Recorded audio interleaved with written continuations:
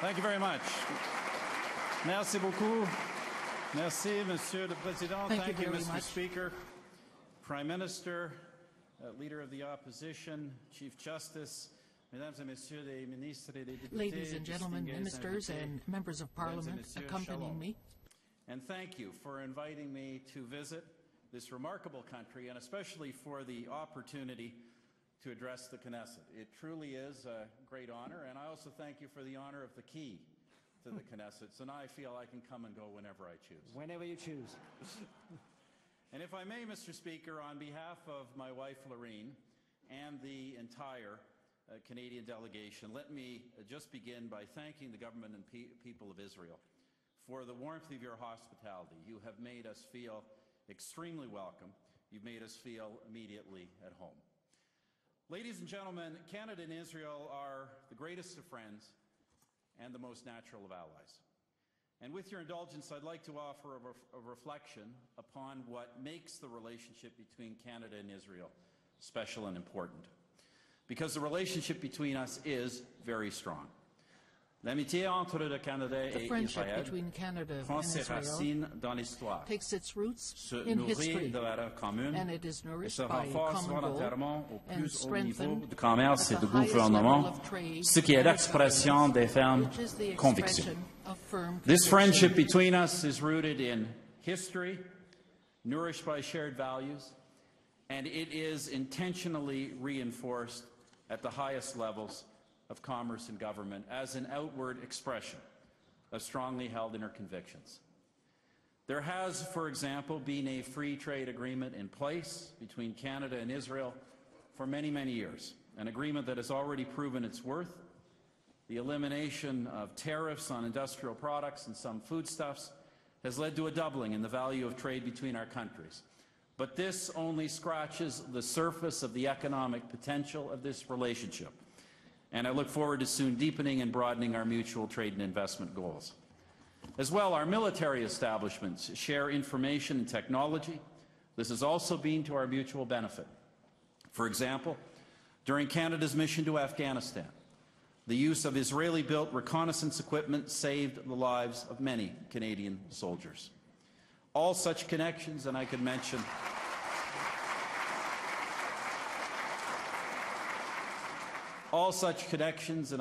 many more, science and technology, all build strong bridges between us.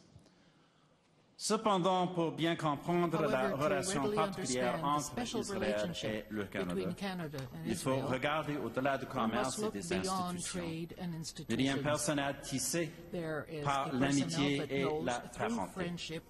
However, to truly understand the special relationship between Israel and Canada, one must look beyond trade and institutions to the personal ties of friendship and kinship. Jews have been present in Canada for more than 250 years.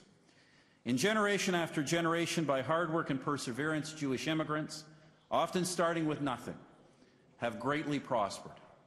Today, there are nearly 350,000 Canadians who share with you their heritage and their faith. They are proud Canadians, but having met literally thousands of members of this community, I can tell you this. They are also immensely proud of what the people of Israel have accomplished here, of your courage in war, of your generosity in peace, and of the bloom that the desert has yielded under your stewardship. Lorene and I share that pride. We share that pride and the understanding that what has been achieved here has occurred in the shadow of the horrors of the Holocaust. La compréhension du fait qu'il est juste d'appuyer Israël parce qu'après avoir connu la persécution durant plusieurs générations, le peuple juif mérite d'avoir son propre pays et mérite de vivre en sécurité et en paix dans ce pays. The understanding that it is right to support Israel because after generations of persecution, the Jewish people deserve their own homeland and deserve to live safely and peacefully in that homeland.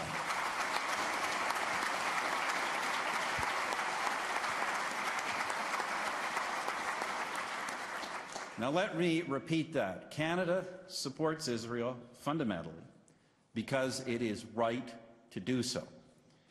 This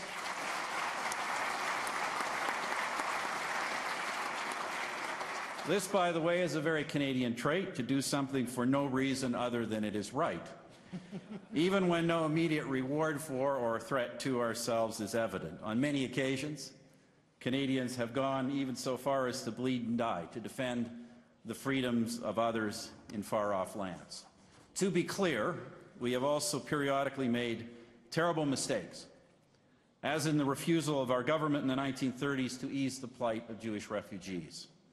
But as a country, at the great turning points of history, Canada has consistently chosen, often to our great cost, to stand with others who oppose injustice and to confront the dark forces of the world.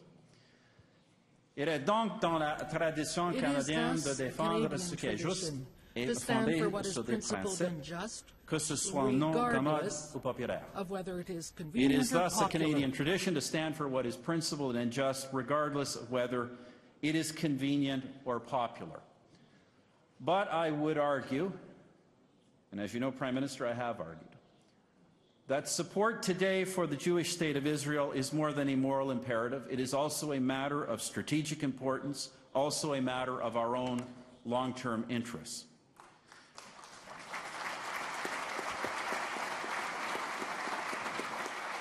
Ladies and gentlemen, I said a moment ago that the special friendship between Canada and Israel is rooted in shared values. En effet, Israël est le seul pays du Moyen-Orient à s'être ancré depuis longtemps dans les idéaux de liberté, de démocratie et de primauté de droit. Indeed, Israel is the only country in the Middle East which has long anchored itself in the ideals of freedom, democracy, and the rule of law. And these are not mere notions. They are the things that over time and against all odds have proven to be, over and over again, the only ground in which human rights, political stability, and economic prosperity may flourish. These values are not proprietary. They do not belong to one people or one nation, nor are they a finite resource. On the contrary, the wider they are spread, the stronger they grow. Likewise, when they are threatened anywhere, they are threatened everywhere. And who threatens them? Or more precisely, what today threatens the societies that embrace such values and the progress they nurture? Those who scorn modernity, those who loathe the liberty of others, and those who hold the differences of peoples and cultures and religions in contempt. Those who often begin by hating the Jews, but history shows us, end up hating everyone who is not like them. Those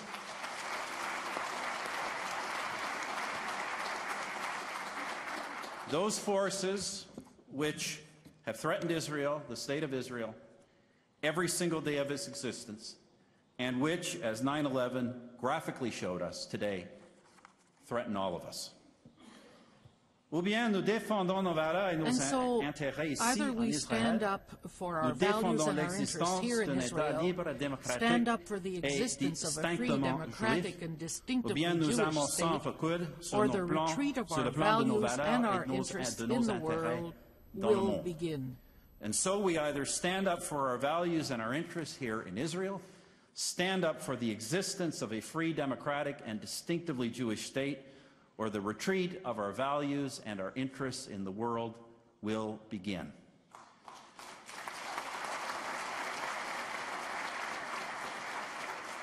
Now, ladies and gentlemen, just as we refuse to retreat from our values, so we must also uphold the duty to advance them. And our commitment as Canadians to what is right, fair, and just is a universal one. It applies no less to the Palestinian people than it does to the people of Israel. Autant nous soutenons sans réserve le droit d'Israël de se défendre, autant nous préconisons depuis longtemps un avenir juste et sûr pour le peuple palestinien. Just as we unequivocally support Israel's right of self-defense, so too Canada has long supported a just and secure future for the Palestinian people. And I believe we share with Israel a sincere hope that the Palestinian people and their leaders will choose a viable, democratic Palestinian state committed to living peacefully alongside the Jewish state of Israel. As you, Prime Minister, have said, when Palestinians make peace with Israel, Israel will not be the last country to welcome a Palestinian state as a new member of the United Nations. It will be the first.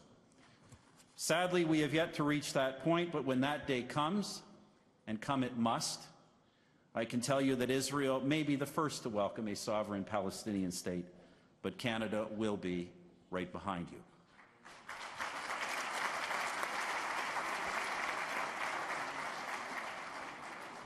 Now, ladies and gentlemen, even support, firm support, doesn't mean that allies and friends will agree on all issues all of the time. As you and I know, Prime Minister, no state is beyond legitimate questioning or criticism. Indeed, Israel as a democratic state makes such criticism a part of your national life. But our support does mean at least three things. First, Canada finds it deplorable that some in the international community still question the legitimacy of the existence of the State of Israel.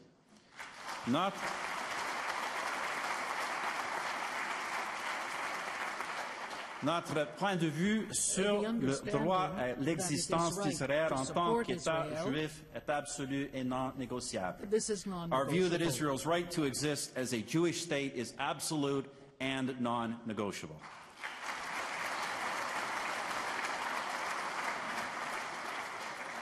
Deuxièmement, le Canada est convaincu qu'Israël devait pouvoir exercer ses pleins droits d'État membre de l'ONU et profiter de sa souveraineté dans toute sa mesure. Second, Canada believes that Israel should be able to exercise its full rights as a UN member state and to enjoy the full measure of its sovereignty. For this reason, Canada has spoken on numerous occasions in support of Israel's engagement and equal treatment in multilateral fora. And in this regard, I should mention that we welcome Israel's induction this month into the Western Democratic Group of States at the United Nations.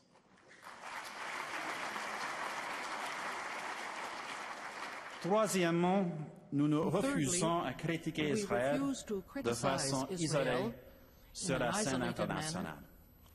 Third, we refuse to single out Israel for criticism on the international stage.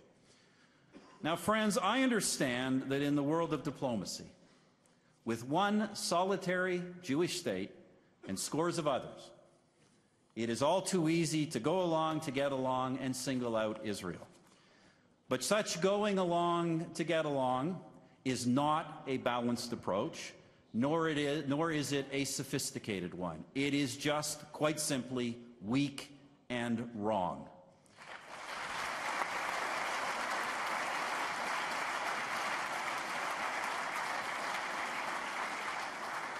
Unfortunately, ladies and gentlemen, we live in a world where that kind of moral relativism today runs rampant. And in the garden of such moral relativism, the seeds of a much more sinister notion can easily be planted. And so we have witnessed in recent years the mutation of the old disease of anti-Semitism and the emergence of a new strain. We all know about the old anti-Semitism. It was crude and ignorant, and it led to the horrors of the death camps. Of course, in many dark corners, it is still with us. But in much of the Western world, the old hatred has been translated into more sophisticated language for use in polite society. People who would never say they hate and blame the Jews for their own failings or the problems of the world instead declare their hatred of Israel and blame the only Jewish state for the problems of the Middle East. As once Jewish businesses were boycotted, some civil society leaders today call for a boycott of Israel. On some campuses, intellectualized arguments against Israeli policies thinly mask underlying realities, such as the shunning of Israeli academics and the harassment of Jewish citizens. Most disgracefully of all, some openly call Israel an apartheid state. Now think about that statement. Think about the twisted logic and outright malice behind that. A state based on freedom, democracy, and the rule of law. Founded so that Jews can flourish as Jews and seek shelter from the shadow of the worst racist experiment in history. That is condemned, and it is condemned in language, in the masked language of anti-racism. Friends, that is nothing short of sickening.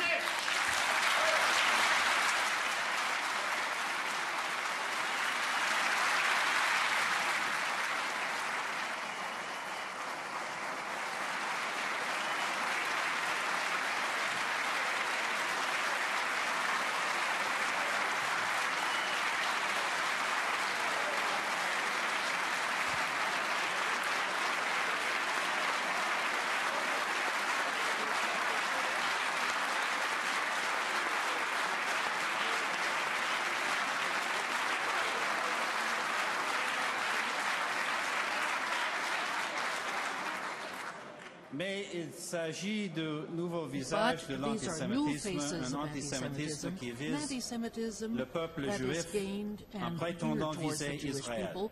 But this is the face of the new anti-Semitism. It targets the Jewish people by targeting Israel and attempts to make the old bigotry acceptable to a new generation. Now, of course, friends, criticism of Israeli government policy is not, in and of itself, necessarily anti-Semitic. But what else can we call criticism that selectively condemns only the Jewish state and effectively denies its right to exist, to defend itself, while systematically ignoring or excusing the violence and oppression all around it? What else can we call it when Israel is routinely singled out, targeted at the United Nations, and when Israel remains the only country to be subject to a permanent agenda item at the regular sessions of its Human Rights Council? Ladies and gentlemen, any assessment, any judgment of Israeli actions must start with this understanding. Depuis 65 ans, for 65 years now that the state of Israel has existed, Israéliens ont enduré d'innombrables attaques et calomnies et n'ont pas eu une seule journée de véritable and have never had one single day of true peace. In the 65 years that modern Israel has been a nation, Israelis have endured attacks and slanders beyond counting and have never known a day of true peace. And we Canadians understand that Israelis live with this impossible calculus. If you act to defend yourselves, you will suffer widespread condemnation over and over again.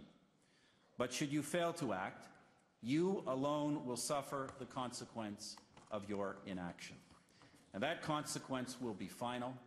It will be your destruction. La vérité que le Canada comprend est que beaucoup d'efforts hostiles dirigés contre Israël s'exercent aussi sur tous les pays occidentaux. Israël y fait face pour beaucoup des mêmes raisons que nous, mais Israël y est confronté de beaucoup plus près. The truth that Canada understands is that many of the hostile forces Israel faces are faced by all Western nations. Israel faces them for the same reasons, many of the same reasons we face them. You just happen to be a lot closer to them. Of course, no nation is perfect, but neither Israel's existence nor its policies are responsible for the instability in the Middle East today. One must look beyond Israel's borders to find the causes of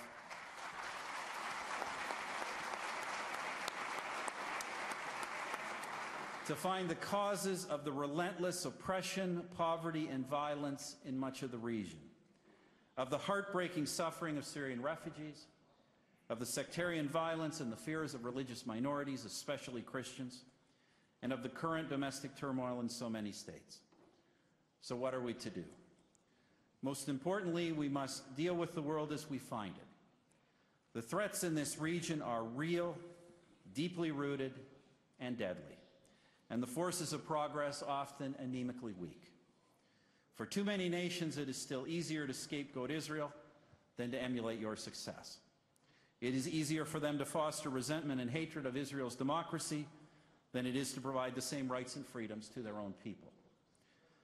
I'm convinced that a Palestinian state will see the light of day, and one of the conditions that will enable it to come is when the regimes that have been funding terrorism will realize that the road to peace is one with conciliation and not violence. I believe that a Palestinian state will come, and one thing that will make it come is when the regimes that bankroll terrorism realize that the path to peace is accommodation, not violence.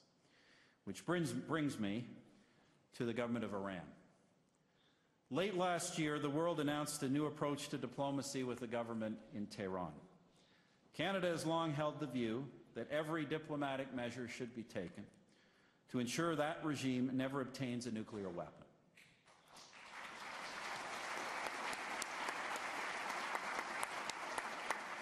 We therefore appreciate the earnest efforts of the 5 permanent members of the Security Council in Germany. Canada will evaluate the success of this approach not on the merit of its words, but on the implementation and verification of its promised actions. Nous espérons vraiment We truly hope that it will be possible to see to it that the Iranian government commit itself to ceasing manufacturing nuclear arms. But for the moment, Canada is very much in support with the sanctions that we have imposed. We truly hope that it is possible to walk the Iranian government back from taking the irreversible step of manufacturing nuclear weapons. But for now, Canada's own sanctions will remain fully in place.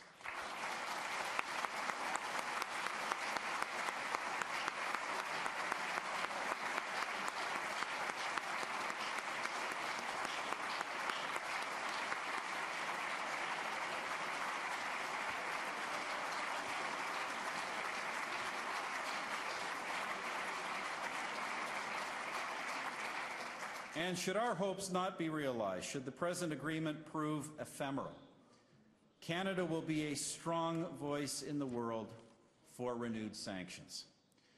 Well, ladies and gentlemen, let me just conclude with this thought. I feel that Israel's history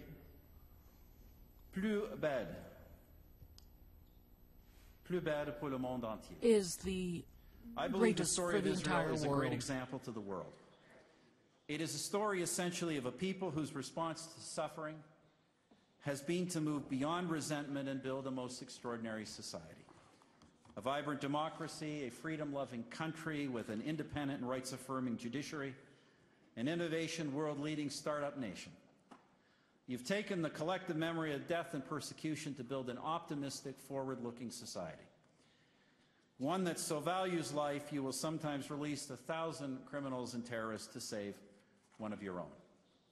In the democratic family of nations, Israel represents values which our government takes as articles of faith and principles to drive our own national life. And therefore, through fire and water, Canada will stand with you. Friends, you've been